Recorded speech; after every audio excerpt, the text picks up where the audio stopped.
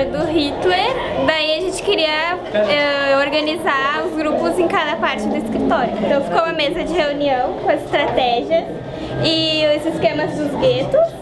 Aqui ficou a área de lazer e aí também ficaram as meninas que vão falar sobre as doenças da época.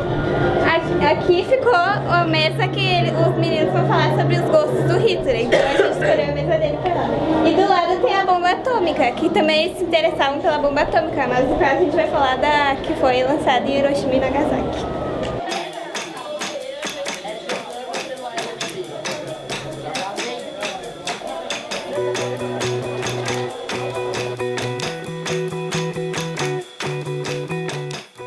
Aqui temos a nossa maquete que a gente fez antes de começar realmente a verdadeira expansão nazista. Começando pela Áustria, que foi dominada em 12 de março de 1938, seguida pelos países dos Sudetos, que foi dominada em outubro de 1938. Depois temos a Tchecoslováquia, que foi em março de 1939, e a Polônia, que foi em 1º de setembro de 1939. Aí aqui temos também os outros países que a Alemanha dominou quando começou verdadeiramente a guerra, como o oeste da Rússia, a Grécia, a Itália, uma parte da França, a Bélgica, entre outros. Nosso trabalho ele aborda um pouco sobre a história de Hitler, de como ele comandava os nazistas, quais os territórios que ele conquistou, que a gente pode observar lá. Tem uma frase dele.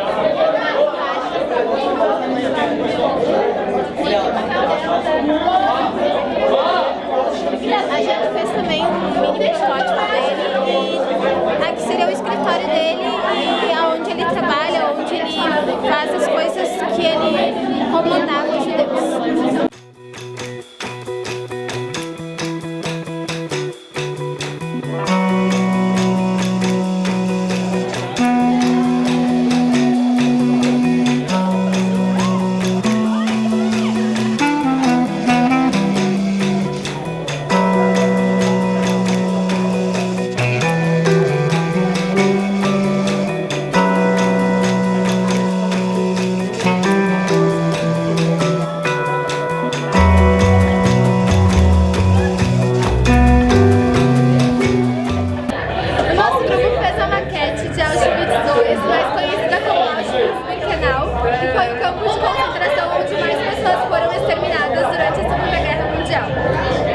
Bom, o nosso trabalho ele é baseado nos campos de concentração, na qual até os dias de hoje os judeus ainda não foram perdoados, coisa muito comum a gente encontrar em todos os campos do mundo a frase Arbeit macht frei, que seria essa frase aqui atrás, que o significado dela é o trabalho não liberta.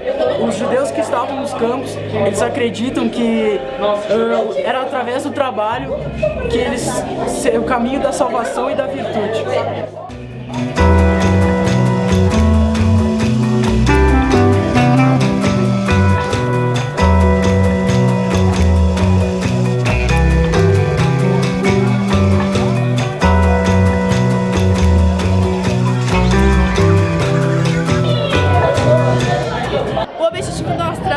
É mostrar um outro lado da história, o lado feminino dela, porque a história conta que os homens matavam muito e tal, mas ninguém mostra que as mulheres também matavam.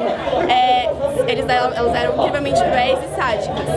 E por que elas faziam isso? Porque elas queriam mostrar o valor dela aos homens, por exemplo, elas queriam mostrar que elas também podiam matar sem a ajuda deles. Mas a maioria das mulheres da sociedade eram donas de casa, elas tinham que ser submissas aos homens, e a principal função delas, o papel delas na sociedade era ser fértil, porque Hitler ele valorizava muito isso, porque eles queriam propagar a raça ariana e tal.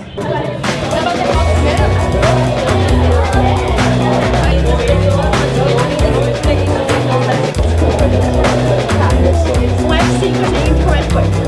Foi de 1939, eles avisaram o presidente do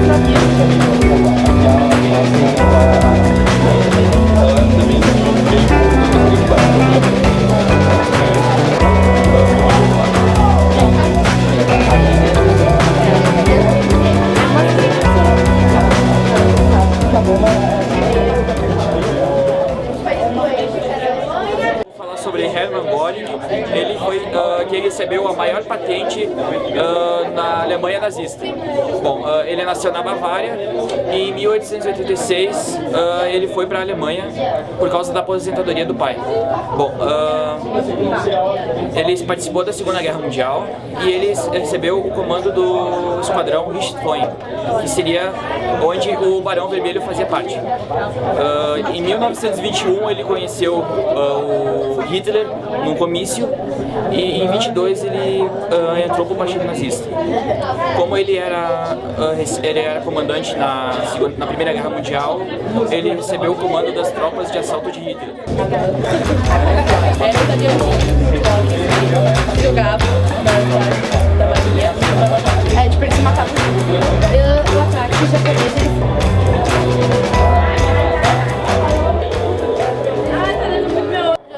ele foi um médico que trabalhava em Auschwitz e ele era não viciado, mas ele gostava muito de gêmeos e de costurar a barriga deles, tirar os olhos deles, principalmente o que tinha uma heterocromia, que é um olho de cada cor.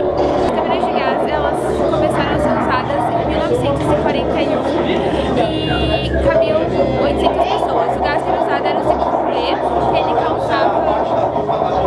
causava os ataques epiléticos, ele parava o coração e o cérebro, ele conseguia atar o cérebro. O Dr. Mengele, ele fazia experiências principalmente com gêmeos e de 3 mil gêmeos que fizeram parte dessa experiência, apenas 183 sobreviveram. Nosso trabalho fala sobre a Batalha de Stalingrado, que foi travada entre o exército nazista e o exército soviético. Essa batalha envolveu o exército de Panzer, o bombardeiro dos nazistas, e o exército soviético, o vermelho russo.